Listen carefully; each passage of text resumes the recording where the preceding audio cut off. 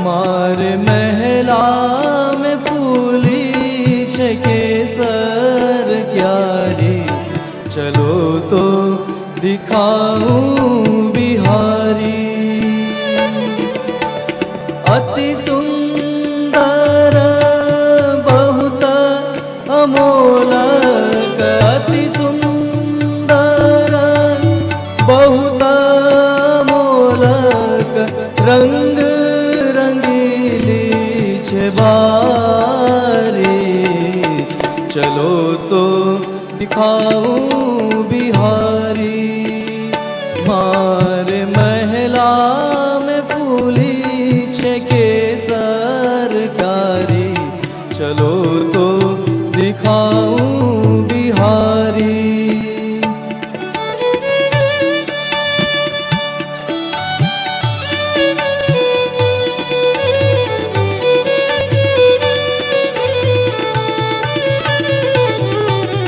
मुनिनाम मलात्मना भक्ति योग विधानार्थम कथम पश्येमि स्त्रिय।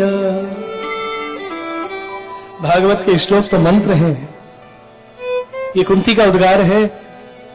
कृष्णाय वासुदेवाय देवकी नंदनाय च नंद गोप कुमाराय गोविंदाय नमो नमः।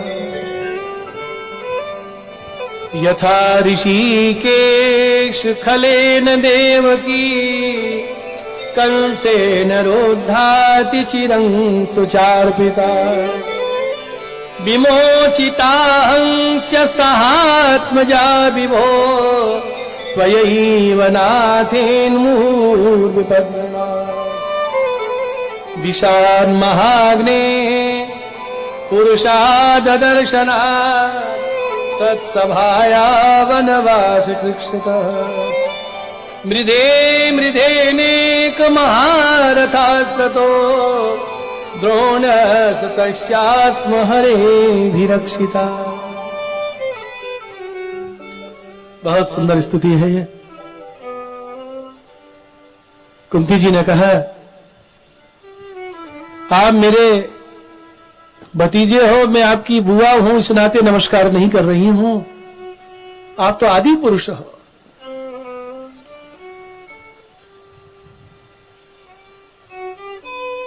आपकी देवकी जननी है, मैं तो बुआ हूं, लेकिन आपने अपनी माता से भी ज्यादा कृपा हमारे ऊपर की है।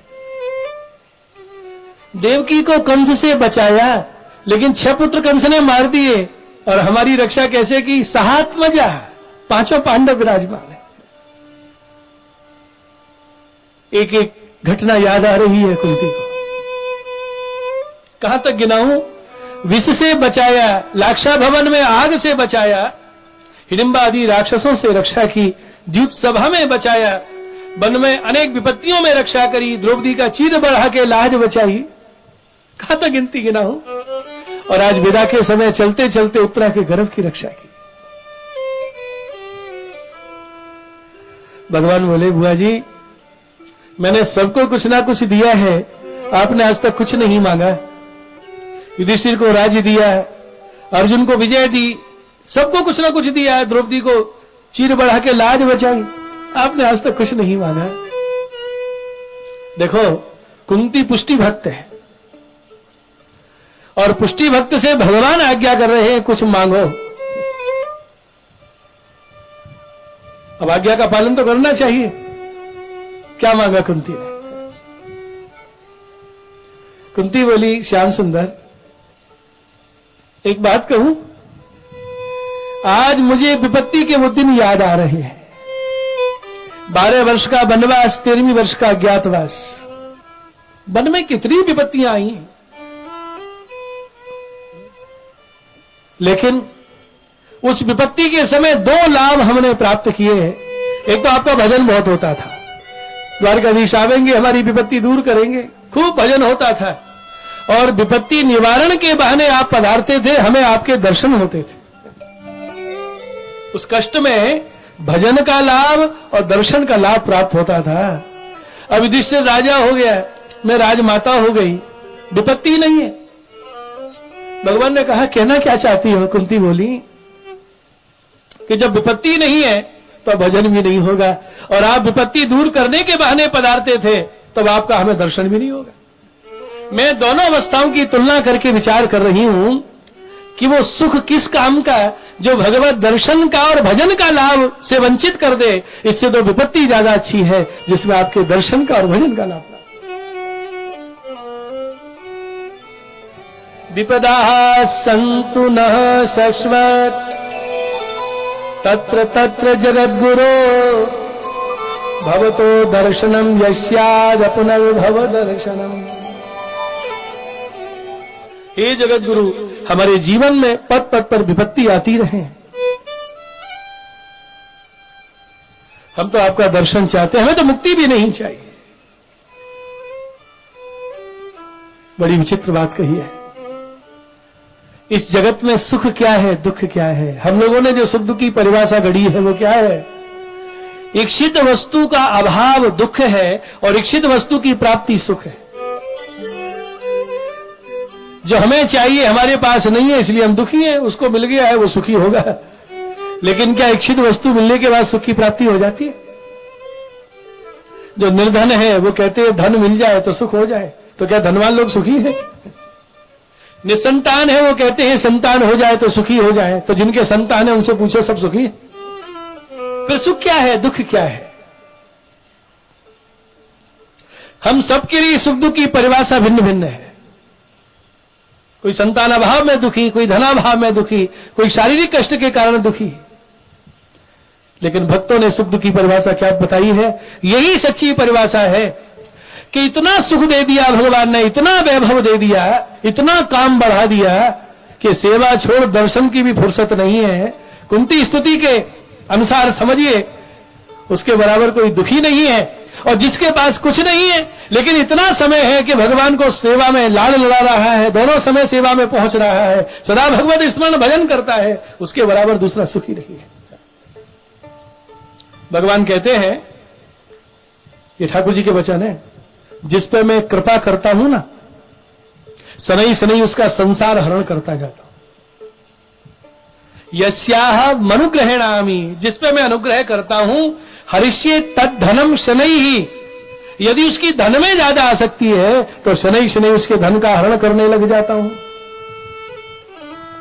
और जिस पर मैं कृपा नहीं करता उसको और देता जाता हूं। और हम कहते हैं बड़ी कृपा है, बड़ी कृपा है। श्री रामकृष्ण परमहंस जी ने एक बड़ा सुंदर दृष्टांत इस विषय में समझाया है कि शिशु बालक गोदी में रो रहा है, माता स्तनपान करा रही है, अब बालक गोदी से उतरना ही नहीं चाहता, तो माता ने देखा इसको ही खिलाती रहूंगी तो घर का काम कैसे होगा। अब बालक को अपने से दूर करने के लिए कि थोड़ी देर के लिए इसको दूर करूं और घर का काम निपटा लूं, तो माता क्या करती है, खिलौने लेके आई, बालक को बिठाया, ये झंझना है, ये फिरकनी है, ये लट्टू है। ये खिलौने क्यों दिए मालूम है? अपने आप से दूर करने के लिए। लेकिन ध्यान है माता को कि कहीं आगे गिर ना जाए, बालक का ध्यान है, घर का काम करती जा रही है। अब बालक को भूख लगी, फिर रोया, माता और खिलौने लेके आई, बेटा ये हाथी है, ये घोड़ा है। जो जो बालक माता के लिए रोता है वो खिलौने लाके दे देती है। ये खिलौने क्यों दे रही है माता? अपने से दूर करने के लिए। अब बालक को जोर से भूख लगी और खिलौने लाई माता, बालक ने ठोकर मार दी, अब खिलौने नहीं चाहिए, अब तो मैं तेरी गोदी में लेट के दूध पीना चाहता हूं। माता समझ गई अब ये खिलौनों के लिए नहीं रो रहा है, मेरे लिए रो रहा है। अरे बिना रोए तो मां भी गोदी में लेके दूध नहीं पिलाती, तो जब तक हमारे अंदर भगवान के लिए विरह नहीं होगा, भगवान कैसे अंगीकार करे? खिलौने बढ़ाते जा रहे हैं और इतने खिलौने बढ़ा दिए कि हमें ठाकुर जी के दर्शन के लिए भी फुर्सत नहीं है। भगवान कहते हैं, सनई सनई जिसका संसार में हरण करता जाता हूं उस पर मेरी कृपा होती है। सत्य मानिए, इतना व्यस्त समय, इतना व्यस्त जीवन कि एक घड़ी भगवान के लिए हमारे पास नहीं है, उसके बराबर कोई दुखी नहीं। और किसी भी परिस्थिति में भगवान जिससे सेवा ले रहे हैं, जिसको भजन सुख दे रहे हैं, उसके बराबर जगत में दूसरा कोई सुखी नहीं है। भक्त कहते हैं सुख के माथे सिल पड़ो, सुख के माथे सिल पड़ो, नाम हृदय सो जा, सुख के माथे सिल पड़ो, नाम हृदय सो जा, बलिहारी वा दुख की, बलिहारी वा दुख की, जो पल पल नाम रटाए, श्री वल्लभ पल पल नाम रटाए।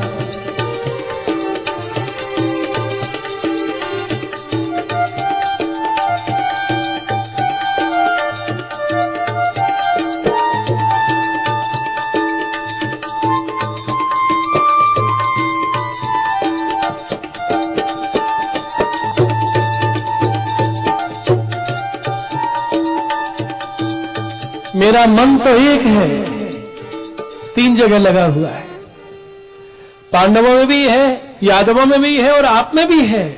ऐसी कृपा करो द्वारिकानाथ, दोनों जगह से मन हटा के अपने चरणों में लगा। अथ विश्वेश विश्वात्मन विश्वमूर्ते स्वके सुमे, स्नेह पाश मिमम छिंदी दृढ़ं पांडिषु वृष्णिषु।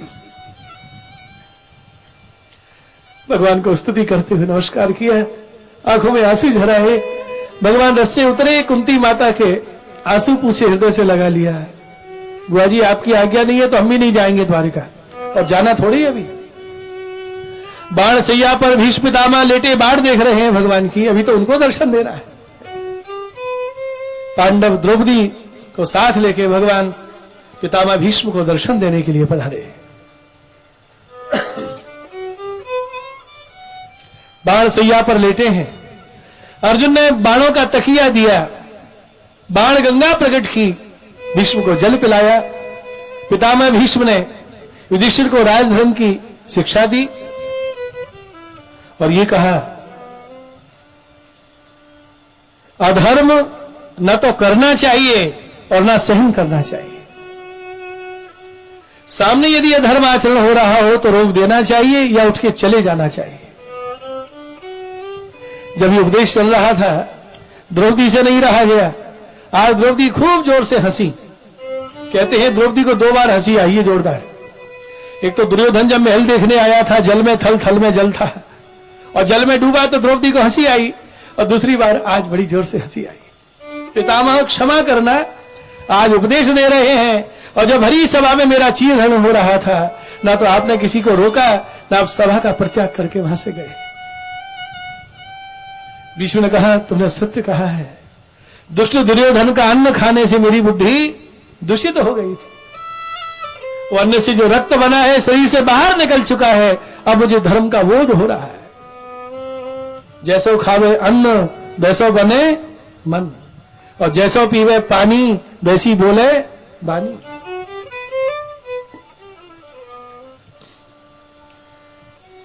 सारे दोष दुष्ट अन्न में निवास करते हैं, असमर्पित का ग्रहण कभी ना करें।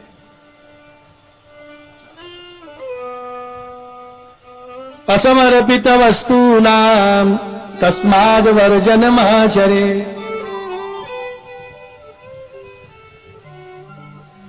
केवल अन्न ही नहीं, जो भी वस्तु ग्रहण की जाए भगवत समर्पित होनी चाहिए। भगवान को निवेदित होते ही सर्वदोष मुक्त हो जाती वस्तु प्रसादी हो जाती है।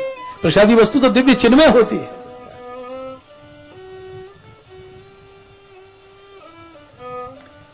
भगवान सामने खड़े हैं, पितामह भीष्म बाण सैया पर लेटे लेटे दर्शन कर रहे हैं। आज मैं निस्साधन हूं, चल के भगवान के पास नहीं जा सकता, मुझे निस्साधन देख के स्वयं भगवान चल के पधारे, यही तो पुष्टि है। भीष्म नहीं आ पाए तो भगवान चल के दर्शन दे रहे हैं। मनी मन भगवान को प्रणाम किया। भीष्म ने कहा, भगवान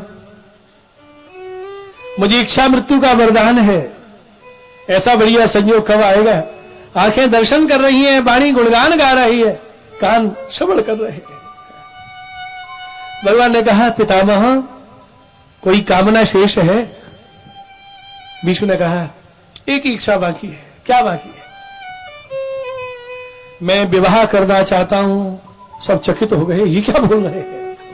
अंतिम समय जिसने प्रतिज्ञा की थी जीवन ब्रह्मचर्य व्रत का पालन करने की, वो कह रहे विवाह करना चाहता हूं। पितामह ने कहा भगवान, ये जो मेरी मति है ना, ये बड़ी चंचल है, इसको आप वर्ण कर लीजिए। ये मति मैं आपको समर्पित कर रहा हूं, आपके साथ इसका विवाह हो जाए, या आपके चरणों को छोड़ दूसरी जगह न जाए।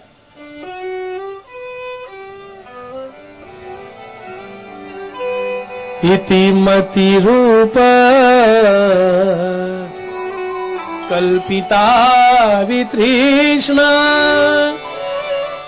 भगवती सात्वत पुंगवे विभूमि स्वसुखमुपगते क्वचिद विहर्तुं प्रकृतिमुपेयुषि यद्भव प्रवाह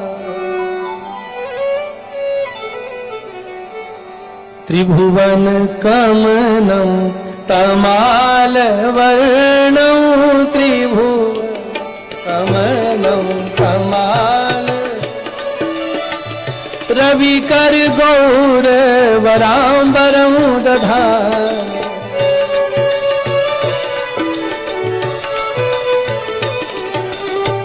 वपुरल कथुला व्रताननाब्जं विजय सखेरति रस्तु में नव। ये श्लोक ऐसे गे हैं किसी भी राग में, किसी भी ढंग से गा लीजिए। त्रिभुवन कमनं तमाल वर्णं रविकर गौर वरांवरं दधान। हे तमल के समान श्यामल वर्ण वाले, त्रिभुवन में कमनीय पीतांबर आपका सुर की रश्मियों के समान चमकता हुआ, घुंघरारी अलकावली आवृत जिनका मुख मुखारविंद है, ऐसे कृष्ण के चरणों में मेरी निष्कपट प्रीति हो। विजय सखेरति रस्तु में नवव्या, स्तुति कर रहे हैं भगवान की और स्मरण कर रहे हैं अर्जुन का। विजय सखे, अर्जुन के ऊपर भगवान की बड़ी कृपा है।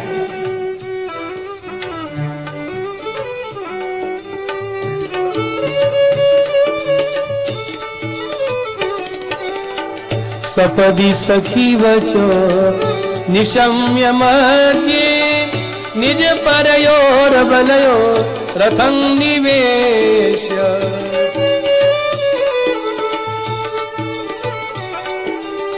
स्थितवती पर सैनिकायुरक्षणा हितवती पार्थ सखे रतिर्ममास्तु। अर्जुन ने कहा दोनों सेना के बीच में मेरा रथ खड़ा कर दो। भगवान बोले जो आज्ञा। आज भीष्म को एक ही घटना याद आ रही है। घोड़ों की लगाम पकड़े, एक हाथ में चाबुक पकड़े। जब आपने कौरव सेना का निरीक्षण किया, कौरव सेना को देखा और पीछे गर्दन घुमा के अर्जुन को देखा। हे द्वारिकानाथ, आपने नेत्रों से ही सब सैनिकों की शक्ति खींच ली और जब अर्जुन को देखा तो सारी शक्ति अर्जुन में भर दी और अर्जुन का नया नाम धर दिया, हे विजय। अरे विजय तो उसी समय हो गई जब सब कौरव सेना की शक्ति का प्रवेश अर्जुन में करा दिया। हे भक्तवत्सल, आपने मेरी प्रतिज्ञा रखने के लिए अपना प्रण तोड़ दिया। स्वनिगम मपहाय मत प्रतिज्ञा मृतमधिकर्तुं वप्लुतो रथ।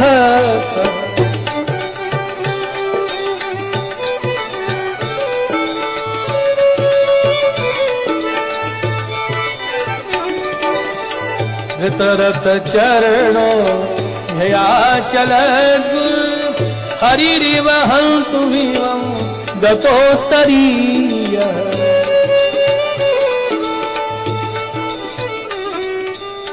ऐसी द्रुत गति से आप रथ का पहिया लेके दौड़े। आपका उत्तरी उपरना नीचे गिर गया है। मैंने कहा शांत हो जाइए भगवान, मेरा प्रण पूर्ण हो गया। आपने प्रतिज्ञा की थी अस्त्र नहीं उठाऊंगा, आज मैंने आपको अस्त्र उठवा दिया।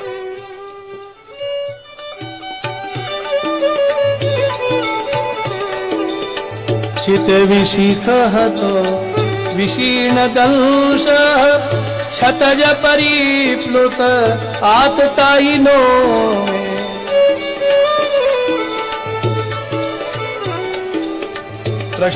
प्रसवमभिससार मद्वधार्थम सभवतु मे भगवान गतिर्मुकुंद।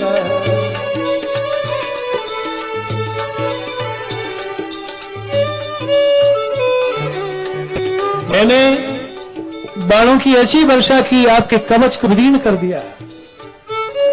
उस समय भी आप कृपा दृष्टि से मेरी ओर देख रहे हैं और आपका दर्शन करके जो भी वीर गति को प्राप्त हुए, आपने उनको सारूप मुक्ति प्रदान कर दी और कृष्ण के चरणों में मेरी प्रीति हो। ये भीष्म स्तुति है। स्तुति करते करते भीष्म का चित्त कहां गया। देखो अंतिम समय है, हम लोग तो कीर्तन में गाते हैं, ऐसा तो करना स्वामी जब प्राण तन से निकले हैं। सामने आप दर्शन दे रहे हो, मैं वाणी गुणगान गा रहा हूं। विष्णु के लिए सारी वाणी का अपने आप बन गई है। भगवान के दर्शन हो रहे हैं, वाणी गुणगान गा रही है, कान श्रवण कर रहे हैं और चित्त रास लीला का चिंतन कर रहा है। रास में चित्त पहुंचा भीष्म का।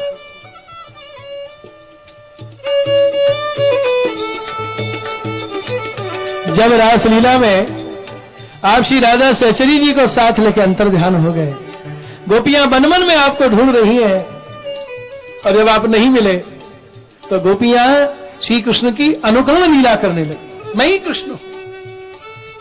भीष्म ने कहा जो राधा सहचरी को साथ ले गए उन कृष्ण में नहीं, तो जो गोपियों के भीतर विराज रहे गोपी जन वल्लभ, उन कृष्ण के चरणों में मेरी निष्कपट प्रीति।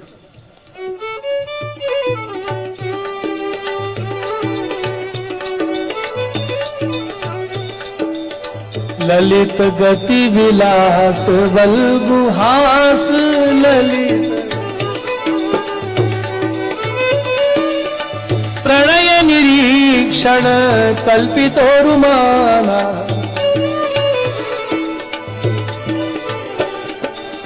कृत मनु कृत वाच्य उन्मदान्दा प्रकृति मगन किल यश गोपवद्वा।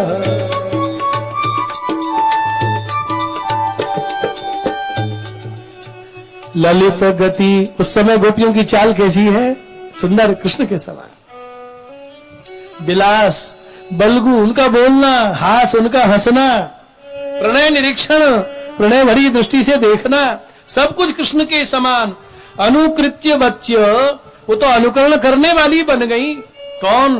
गोप वधवः, वो गोप वधुएं गोपियां कैसी लीला कर रही हैं? विष्णु ने कहा यस्य प्रकृति अगन, वो तो कृष्ण की प्रकृति को, कृष्ण के स्वभाव को प्राप्त हो गई, तन्मय हो गई, कृष्ण स्वरूपा हो गई।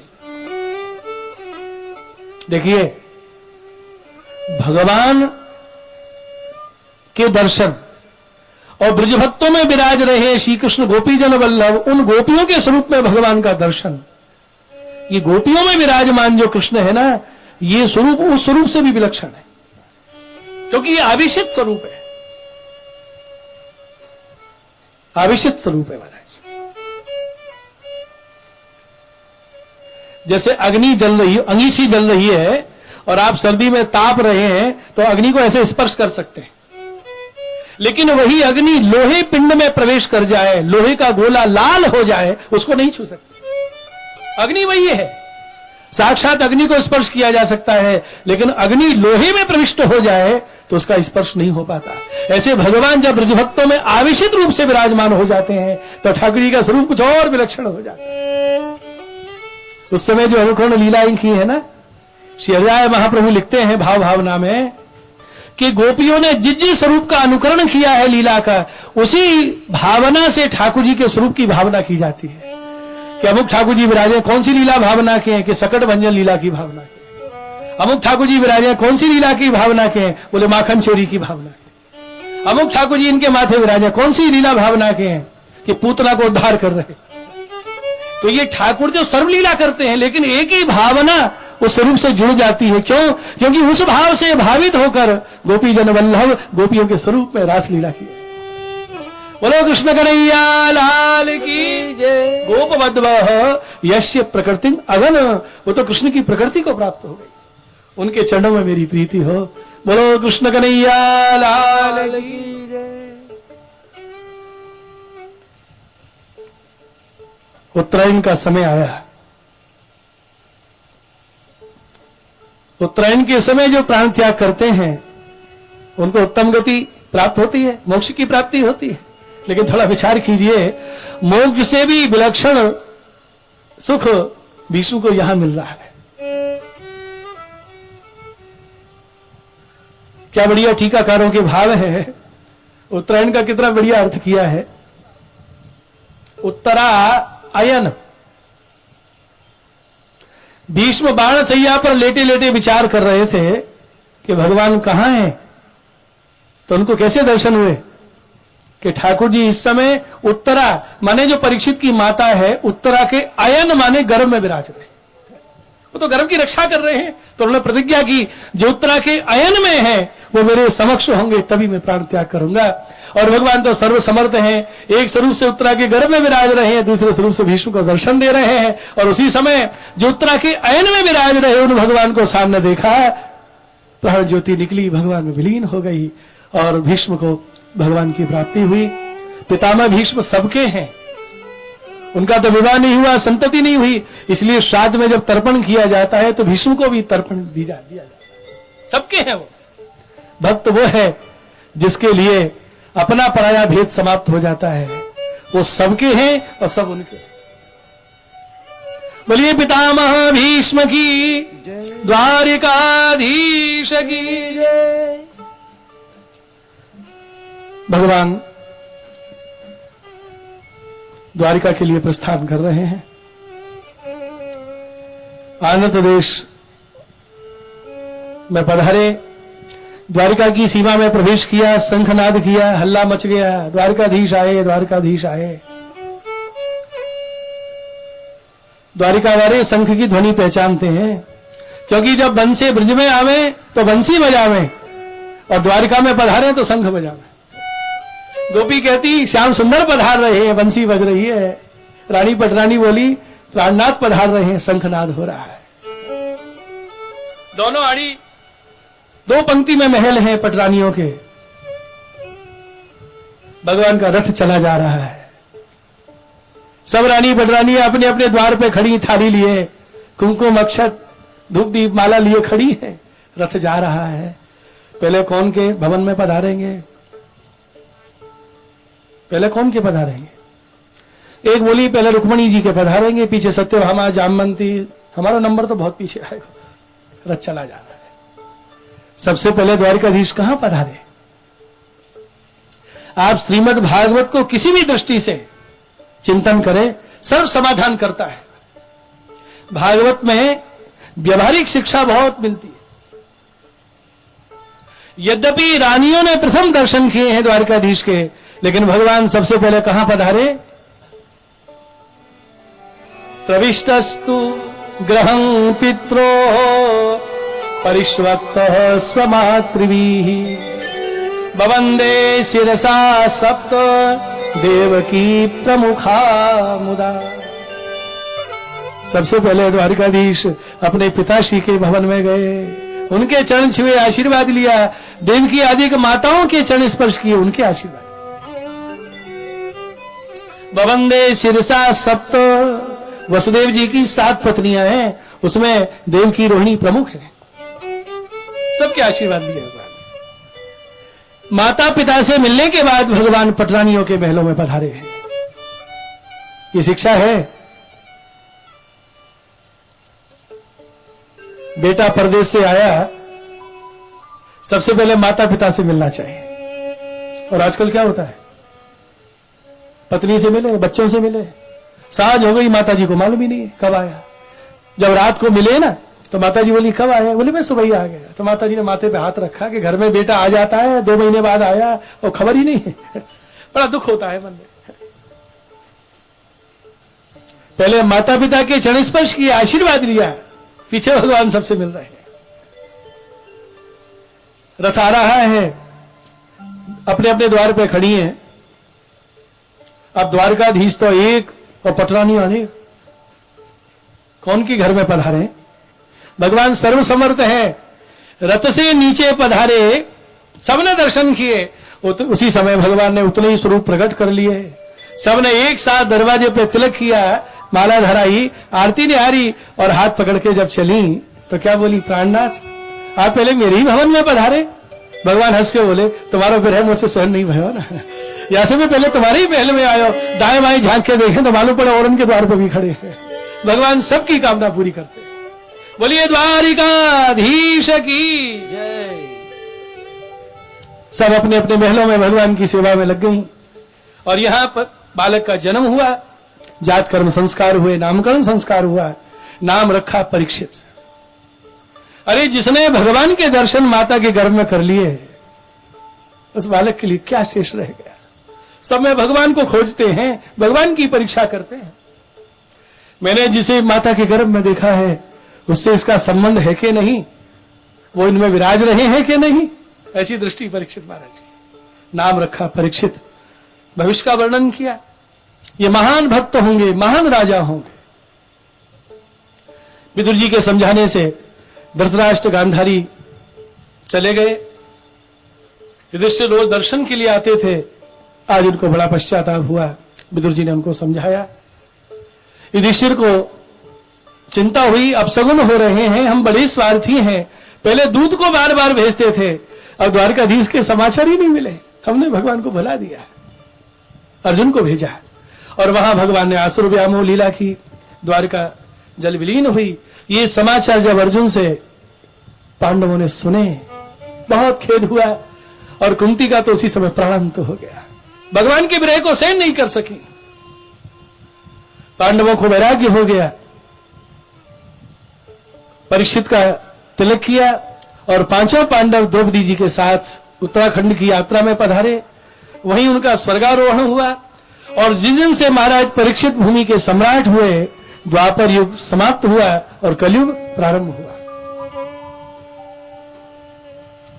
महाराज परीक्षित ब्राह्मणों की, ऋषियों की आज्ञा से राजकाज करते थे। एक बार महाराज परीक्षित ने धर्म रूप वृषभ और गौ स्वरूपणी पृथ्वी दोनों का संवाद सुना और देखा एक काले रंग का व्यक्ति दोनों को प्रताड़ित कर रहा है। ये कौन है? कलयुग है। महाराज परीक्षित दौड़े हुए गए और कली का निग्रह किया और कहा क्या तूने ये समझ लिया कि धर्म की रक्षा करने वाला कोई राजा नहीं रहा? निकल जा मेरे राज्य से। न ते गुणाकेश यशोधराणाम बद्धांजलेर्वै भयमस्ति किंचे न वर्तितव्यम भवता कथंचन क्षेत्रे मदीये त्वमधर्म बंधु।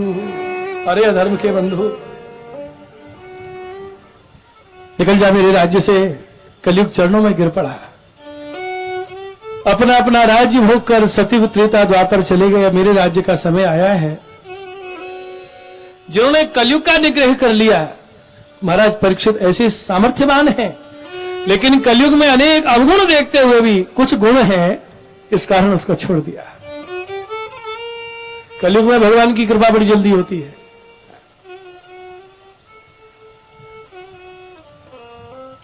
कलयुग को क्यों छोड़ दिया है? देखिए, हमारे भगवदियों ने कलयुग की बहुत सराहना की है। क्या कहते हैं? और युगों में प्रभु का प्रागट्य होता है, लेकिन कलयुग में महाप्रभु का प्रागट्य होता है।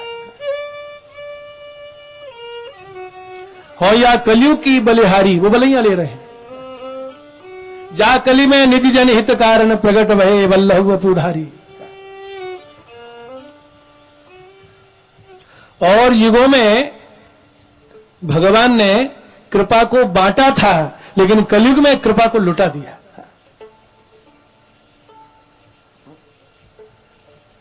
और युगों में प्रभु का प्रागट्य, कलयुग में महाप्रभु का प्रागट्य। प्रभु के सामने असुर आए, पूतना बकासुर आदि, उनका उद्धार किया। और महाप्रभु के सामने जो जीव आए, उनके अंदर भी असुर हैं, उन असुर दोषों को मारा और उनके ऊपर कृपा की। गोपियां मनोरथ करती, हमारे घर चोरी के बहाने पधारे, एक बार श्री कृष्ण पधारे, हमें कुछ सेवा का लाभ मिले। और महाप्रभु ने प्रत्येक घर को नंदालय बना दिया, एक एक के माथे ठाकुर जी पधरा दिए, जैसे चावल लाल लड़ा। ये महाप्रभु की कृपा है। प्रभु कृपा बांट रहे हैं, और बांटते समय बांटने वाला जितना देता है उतना ही मिलता है। उसके हाथ में वो जितना बांटे उतना मिलेगा। और लुटाते समय ये प्रसाद बांटा जाता है ना, तो बांटने वाला जितना देगा उतना मिलेगा। और नंद महोत्सव में